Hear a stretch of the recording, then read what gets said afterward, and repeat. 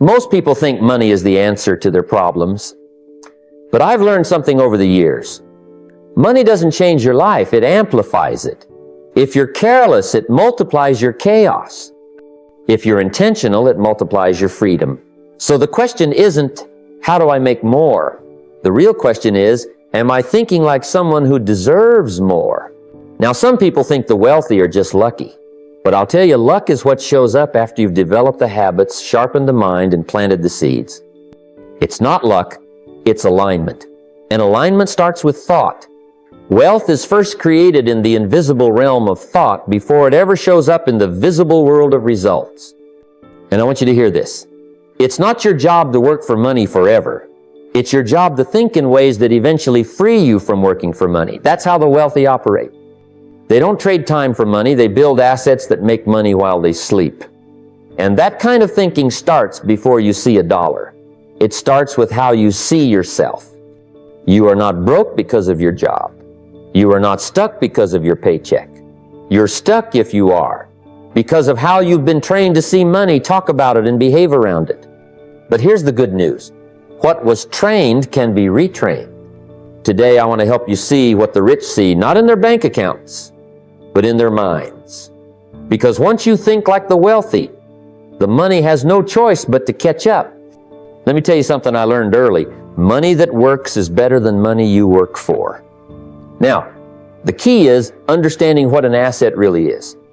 It's not just a thing you own, it's something that puts money back in your pocket. A car isn't an asset unless you're renting it out. A house isn't an asset unless it's producing cash flow. Your favorite designer shoes? That's not an asset. It's an expense with good marketing. An asset is something that earns, grows, and appreciates in value. And the wealthy? They buy assets first. They build their lives around ownership, not obligation. I remember a young man who asked me, "Where do I start? I don't have thousands of dollars to invest." And I told him, "You don't need thousands. You need clarity. You need to start with something. A stock, a piece of equipment for a side hustle, a digital product you can sell online, or even just investing time into building a skill that can become an asset later." But here's the catch. You've got to treat every dollar like a seed. Some people spend their seed, wealthy people plant theirs. Let's say you're earning $3,000 a month. The average person sees that and thinks about the bills they can pay. The wealthy mindset looks at that same $3,000 and says, "Can I take $300 of that and start something that might pay me forever?" Maybe that's a dividend stock that compounds over time. Maybe it's putting it toward a piece of software that helps you automate a small service business.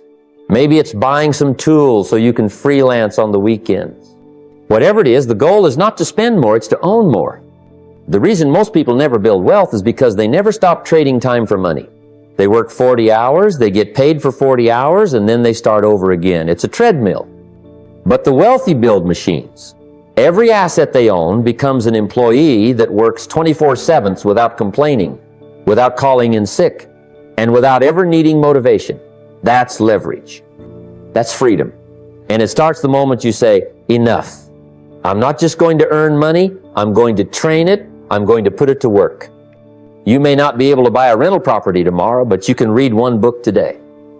You may not be able to start a business next week, but you can learn a skill tonight. You don't need a fortune to start building wealth.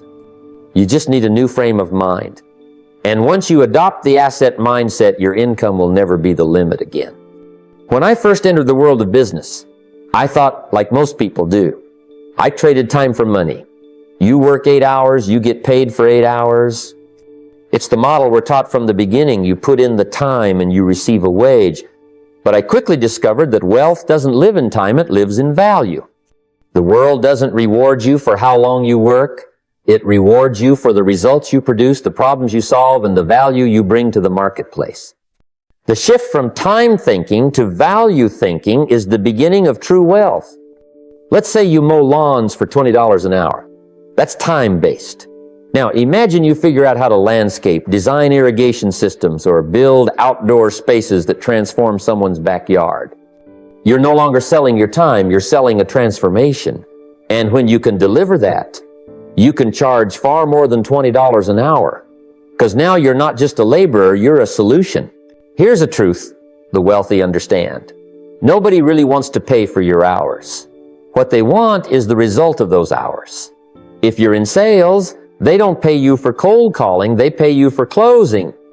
If you're a designer, they don't pay you to sit in front of a computer. They pay you for the final brand that helps them increase their visibility and revenue. Once you grasp this, everything changes. You stop watching the clock and start measuring the impact. One of the best things you can do for your financial future is to stop asking, how much can I make per hour? And start asking, how much value can I deliver? And what is that worth to someone? When I started speaking, I wasn't the best speaker in the room, but I obsessed over the result I could bring. Could I help someone shift their mindset? Could I give them a strategy that changes their income? Could I inspire action? And when the answer became yes, I stopped charging for time and started pricing for change. But it doesn't happen automatically. You've got to increase your skill. The market pays for excellence. If you want to raise your income, raise your competence. Read more, practice more, test more. You can't deliver massive value without first becoming valuable. And here's the key. Focus your skill where there's demand. If you're the best at solving a problem nobody has, you won't get paid. But if you're good at solving the right problem, the one people are searching for, you'll never worry about income again. Track your wins. Know your numbers. If your product helped a client save $10,000, that's data. If your service doubled someone's business in 6 months, that's leverage. Keep a record of your results so you don't just speak about your value, you show it. This is the mindset shift. Don't work for time, work for transformation. And when you master that, you won't need to chase money. Value attracts money. And the more you grow in value, the more income will follow without limits. Most people budget just to make it through the month. They sit down with their bills, their paychecks, and a calculator, and they ask, can I cover everything? That's survival thinking. It keeps the lights on, sure, but it doesn't build wealth. If you want to break free financially, you've got to shift the entire purpose of your budget. Your budget should be a tool for vision, not just for maintenance. It's not about making ends meet, it's about making ends move. See, budgeting isn't just about what you spend, it's about what you become. When I was young and broke, I didn't need a bigger paycheck, I needed a better plan. I started writing down where every dollar went, and I quickly realized most of it was flying out the door without purpose. So I decided I wouldn't just budget for bills, I'd budget for freedom. That meant setting aside money for growth, for investment, and for creating a future I could be proud of. Here's a simple shift that made a powerful difference. Every time I earned $1, I divided it with intention. 10% went to investing. Even if it was just a few dollars, I wanted to get in the habit of planting seeds. 10% went to personal development books, courses, mentorships, anything that would increase my value. The rest went to expenses, and I always aimed to live below my means. Not because I couldn't afford more, but because I wanted more in the long run. And here's the strange truth. When you budget for growth, life gives you more to manage. Your budget, if you do it right, becomes a mirror. It reflects what you truly value. If all your money goes to entertainment, it says something. If a portion goes to building a future, it says something else. Your budget becomes your philosophy in numbers. Every line item speaks so. Make sure it tells a story of purpose, not panic. And it's not about being stingy, it's about being strategic. Budgeting for growth doesn't mean you stop living. It means you start living with clarity. You can still enjoy life, just do it in a way that doesn't steal from your future. When I wanted to buy something outside my essentials, I asked myself, will this push me forward or pull me back? That one question helped me delay some things, avoid others, and still enjoy the journey. Eventually, budgeting went from being a chore to being a form of power. It gave me control, and with control came confidence. I didn't have to guess anymore. I knew where I stood. And from that place, you can build anything. So don't just budget to survive, budget to create. Let your dollars speak your destiny. Treat your income as a tool, your spending as strategy, and your future is something worth funding, starting today. When I first started learning about money, I thought it was just something you used to pay bills, buy stuff, maybe take a vacation if you had some left over. But as I got older and wiser, I realized money is more than currency. It's a tool, a powerful tool. And like any tool, it's not about how much you have, it's about how well you use it. You've got to give every dollar a job, because if you don't, it'll find a way to disappear. The undirected dollar is the fastest traveler. It'll leave your life before you even know it's gone. But when you direct money with purpose, it starts working for you. The wealthy don't just spend, they allocate. They don't just look at what they can buy, they ask, what can this dollar build? I began asking myself one simple question every time I was about to spend. Will this make me stronger or just make me look richer? That changed everything. Suddenly I wasn't buying to impress, I was buying to progress. Money stopped being a status symbol and started becoming a servant. And that's the real shift. Most people are slaves to their money. But the wealthy, they make money their employee. Use money to buy time, because time is the real treasure. When I started making more income, I didn't upgrade my lifestyle first.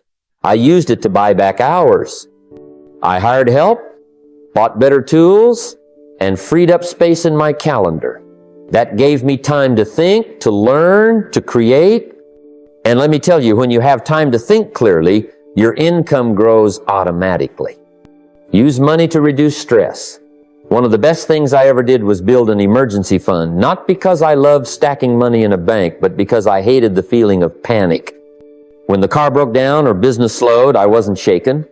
I had built a cushion with intention, and with less stress, I made better decisions. That's the silent power of money used, right? It doesn't just buy stuff, it buys peace of mind. Use money to grow capital. A portion of your income should go toward investment, something that multiplies while you sleep. Stocks, real estate, a business, even your own education. Remember, every dollar you invest in growth today becomes a silent worker tomorrow. It labors while you rest. The wealthy know that money left idle is a missed opportunity. And finally, use money to support causes. Nothing expands your soul like generosity. I've given to people, to missions, to Dream Sand. It never made me poorer. It always expanded me, because money that flows through you is more powerful than money that just sits with you. Now, here's the key. Never let money become your identity. Your bank balance should be a reflection of your strategy, not your self-worth. You are not what you wear, drive, or post. You are who you serve, what you build, and how wisely you steward what you've been given. So let money be your servant, not your master. Give every dollar a mission. And when you do, you'll find that the more purposeful your money becomes, the more powerful your life becomes. I used to think that saying no to something I wanted was a form of punishment. Like discipline was this cold, rigid wall between me and the joy I deserved. But then I discovered something. The people who built real wealth didn't see delay as punishment. They saw it as power. They had learned how to delay gratification without feeling deprived. They knew how to wait with a smile. And that's a skill of the rarest in today's instant world. Now, most people confuse delay with denial. They think if they don't buy it now, they're missing out. But let me tell you, you're not missing out. You're buying something even better, control. And control, my friend, is the foundation of financial freedom. Here's how I trained myself. I created a simple 24-hour rule for anything that wasn't essential. I'd see something shiny at the store or online, maybe the latest gadget, a jacket or some new toy, and I'd pause. Not forever, just 24 hours. That one rule gave me enough space between desire and decision to think clearly. 9 times out of 10, the feeling passed. The emotion settled, the fog cleared, and I was glad I waited. But here's the secret. You don't just wait, you replace. You've got to replace that temporary thrill with a bigger, longer-lasting vision. When I started setting wealth goals that were more exciting than that impulse buy, the choice became easier. Instead of the rush of buying something small, I'd visualize the land I wanted to own, the business I was building, the time I'd spend with my family when I didn't have to answer to a clock. Suddenly, that latte or those shoes didn't stand a chance. I wasn't depriving myself, I was rewarding my future. You've got to fall in love with what your money will become, not just what it can buy today. I once asked a young man, what's more exciting, the feeling of new clothes or the feeling of not needing a paycheck? That question hit him hard. He paused and said, I've never thought of it that way. And that's the point most people never do. Wealth doesn't grow in the frenzy of impulse. It grows in the space between want and wait. That space is where your muscles of patience and wisdom are built. The longer you can stretch that space, the stronger you become. And the stronger you become, the less attractive the small, quick thrills will feel. So don't see restraint as restriction. See it as strategy. Every time you say not now to a want, you're saying yes to something greater down the line. You're proving to yourself that you run your money, it doesn't run you. And when you get that part right, your whole financial life changes. You stop spending like a child and start building like a leader. And that's the difference between broke behavior and wealthy thinking. I often tell people, if money touches every part of your life, why wouldn't you study it like your life depends on it? Think about this. You spent 12 years learning math, history, maybe even physics, yet no one taught you compound interest, or how to read a balance sheet, or what inflation does to your savings. And somehow we were expected to just figure money out as we go. Well, the wealthy don't do that. They study money like a subject, deliberately, consistently, and seriously. When I first started, I wasn't good with money either. In fact, I was flat broke. But then it hit me. I was broke because I hadn't studied wealth. And once I accepted that, I treated money like any other subject. I gave it time, I gave it structure, I gave it respect. That's when everything began to shift. So here's what I suggest. Commit to reading one book on money every month. Just one. That's 12 books a year. Over 5 years, that's 60 books. Now let me ask you, how different do you think your understanding of wealth would be if you'd read 60 books on the subject? I'll tell you, radically different. That's not just education. That's transformation. But don't stop there. Watch financial videos. Subscribe to a podcast about business or investing. Take notes. And don't just let the ideas float through your mind, capture them. Start a wealth notebook. In it, write down every lesson you learn, every term you don't understand, every insight that hits home. Make this notebook a personal textbook for your future prosperity. It becomes your reference point, your training manual, your personal university on wealth. And when someone says, I'm not good with money, correct them. Say, no, you're just not trained yet. Big difference. Would you say you're bad at chemistry after reading one paragraph? Number? You're untrained. So train yourself. The wealthy weren't born financially literate. They became literate. They learned the language of money the way a child learns to speak through exposure, repetition, and practice. Start learning about how money moves show it grows, how it hides, how it gets taxed, how it flows from hand to hand. Learn about assets and liabilities. Understand inflation. Study the difference between earned income, portfolio income, and passive income. Learn what separates someone who's rich for a moment from someone who builds generational wealth, and make this learning daily. Not yearly, not monthly, daily. You don't have to go to school for this. The world is your classroom now. The wealthy don't stop learning after graduation. They're just getting started. And if you commit to becoming a student of money, if you study it like your future depends on it, eventually you'll realize the only real difference between you and the wealthy was knowledge and what you chose to do with it. I've seen this pattern over and over again. Someone begins to earn a little more money. Maybe they land a better job. Maybe their side hustle starts to pay off. And what do? Almost instantly, their lifestyle expands to meet the new income. They buy the nicer car. They move to the more expensive apartment. They start ordering dessert at dinner without checking the price. Now, there's nothing wrong with enjoying the fruits of your labor. You should. But here's the danger. If your expenses always rise with your income, then wealth will always stay just out of reach. That's what we call lifestyle inflation. And it's one of the most deceptive traps for anyone on the path to financial freedom. See, here's the problem. More income doesn't automatically mean more wealth. That only happens when a portion of that income is turned into assets investments that grow, that pay you, that work even when you don't. I had to learn this lesson the hard way. When I started to make more money, I fell into the same trap. I bought more, upgraded faster, and stretched my income to match my desires. But then I realized I was still living paycheck to paycheck, just with fancier shoes. So, I made a new rule for myself. Every time I upgraded my lifestyle, whether it was a new suit, a better car, a nicer home, I had to match that upgrade with an investment of equal value.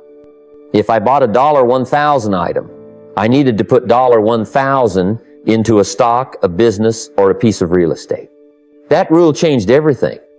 It forced me to slow down, to think long term, and to make decisions based not on impulse, but on intention. That's when I started building wealth, not just income. Now imagine this. Every time you get a raise, instead of spending it, you invest the difference. You don't touch it. You don't see it. You let it grow.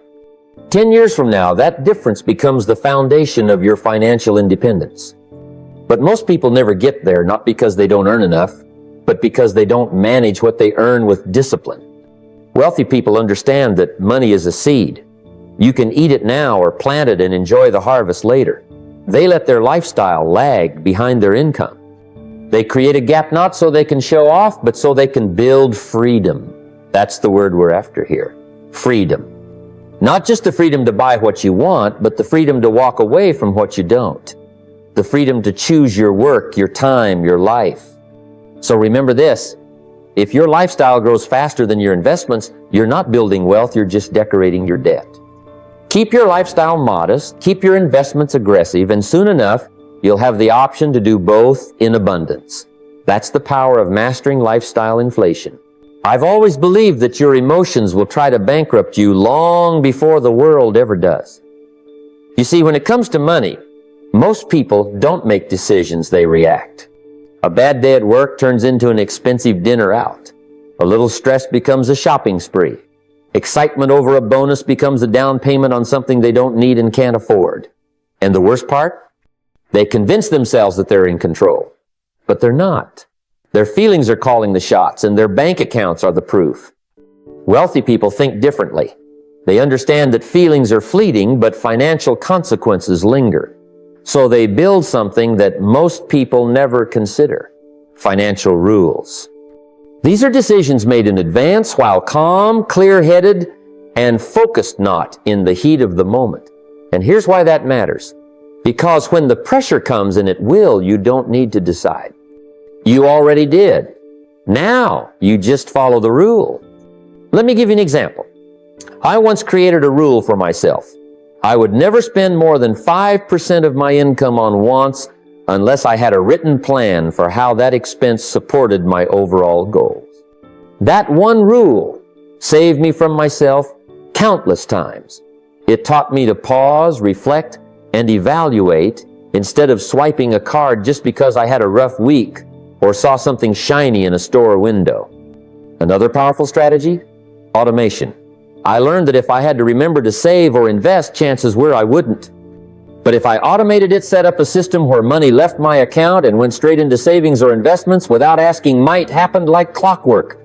No emotion, no delay, just discipline on autopilot. The emotional part was removed entirely. And let me tell you, automation is one of the most underrated wealth strategies in the world. It's not exciting, but it works. And wealth is the result of what works. Now, I understand people like spontaneity. They want to feel free with their money. But freedom is not the same as impulse. True freedom comes from alignment. It comes from knowing your money is doing what you told it to do, not what your mood told it to do. That's the difference between a life of regret and a life of reward. So here's what I recommend.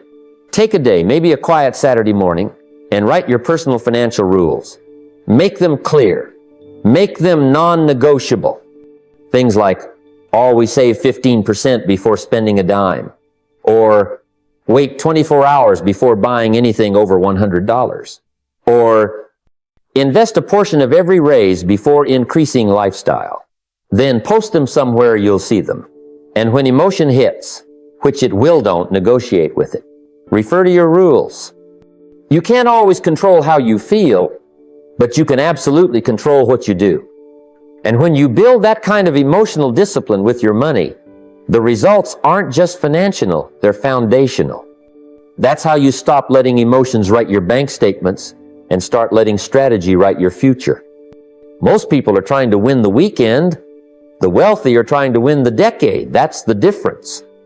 If you want to build something meaningful with your money, you've got to trade short-term pleasure for long-term purpose. You've got to start thinking not just about what feels good now, but what will feel right years from now. Because here's the truth. Broke thinking is obsessed with immediate relief, while rich thinking is married to future rewards. One of the most powerful habits I ever adopted was writing down my 10-year financial vision. Not just what I wanted in vague terms, more money, a better life, but specifics. Where I wanted to live, how much I wanted invested, what kind of lifestyle I could sustain without working for a paycheck, what legacy I could leave. It made the distant future real. And once the vision was clear, the path became clearer. I could reverse engineer the goal. What do I need to do in the next 12 months to be on track for year 10? What habits must I build? What do I need to stop doing? Let me tell you something simple that most never do. They don't stop and ask, will this decision still be smart 5 years from now? They ask, can I afford it this week? Or worse, can I get away with it this month? That's a dangerous way to think. That's not wealth thinking. That's survival thinking. And survival thinking keeps you locked in the very cycle you're trying to escape. I remember one conversation I had with a young man who just received a bonus from his job. It wasn't a massive amount, maybe a few $1,000s, but it was more than he'd ever had at one time. He was excited, emotional, ready to buy something flashy. But I asked him a question that stopped him in his tracks. Will that thing you're about to buy feel like a wise decision when you look back on it 5 years from now? He paused, thought about it, and decided instead to split that bonus. Part went to investing, part to learning a new skill, and part to a short, simple reward. That's long-term thinking with a human touch. We've got to begin thinking like builders, not gamblers. Gamblers hope, builders plan, gamblers react, builders reverse engineer. If you walk into a construction site, nobody's guessing where the bricks go. There's a blueprint, a plan, a timeline. Your wealth should be no different. So ask yourself, what's your 10-year financial blueprint? What would make you proud, secure, and free in a decade? Now, zoom in. What has to happen this year, this quarter, this week to move toward that? Because if you keep sacrificing the future for the present, you'll always pay twice the cost of today's comfort and the regret of tomorrow's potential. But if you sacrifice the short term for the long term, just once you get to live with the rewards for the rest of your life, that's how the wealthy think, and that's how you start becoming one of them. Most people are so focused on building a life they can post about, they forget to build a life they can pass on. There's a great question I believe everyone should ask themselves. What will outlive me? Because if all you're building dies with you, you've missed the deeper purpose of wealth. The wealthy don't just think about the weekend, they think about generations. They ask not just, what can I afford today, but what am I leaving behind tomorrow? That shift from lifestyle to legacy is where real wealth begins. When I was young, I thought success was about getting the nice car, the big house, the applause, but the applause fades. The house needs maintenance. The car loses value. What matters more is what remains when you're no longer around. That's why wealthy thinking always includes one key principle. Build something that grows without you. For some, that might be a business system that serves people and creates value whether you're there or not. For others, it might be an investment portfolio that generates income for your children. or a trust that funds causes long after you're gone? Legacy doesn't have to be about being famous or putting your name on a building. Legacy is when the value you created outlives your time on earth. But how do you begin building for legacy? It starts with a simple weekly practice. Ask yourself, what did I work on this week that could grow without me? If the answer is nothing, it's time to shift. Start small. Maybe it's a savings account for your kids. Maybe it's writing down your knowledge to teach others. Maybe it's giving an hour a week to a cause you believe in, or mentoring someone who could one day surpass you. Legacy building is rarely glamorous in the moment, but it's meaningful. Let me share something I learned early. I once met a man who ran a small bakery. He was doing okay comfortable, but not wealthy. One day I asked him, "What happens to your business if you take a month off?" He laughed and said, "It would shut down." That moment hit him hard. He realized he didn't own a business, he owned a job. From that day forward, he started building systems, training a team, and documenting processes. Years later, that bakery ran without him, provided jobs for others, and became part of his city's fabric. That's legacy. Not because of the bread, but because of the impact. So if you want to think like the wealthy, you've got to ask yourself different questions. Not just, what do I want now, but what will matter after I'm gone? Begin today with just 1 hour a week dedicated to something bigger than yourself, something that can outlive you. You don't need millions to build a legacy. You just need intention, consistency, and the courage to live for something more than comfort. Because wealth that ends with you isn't wealth. It's a missed opportunity. Legacy is when your money, your mind, and your mission keep working even when you don't.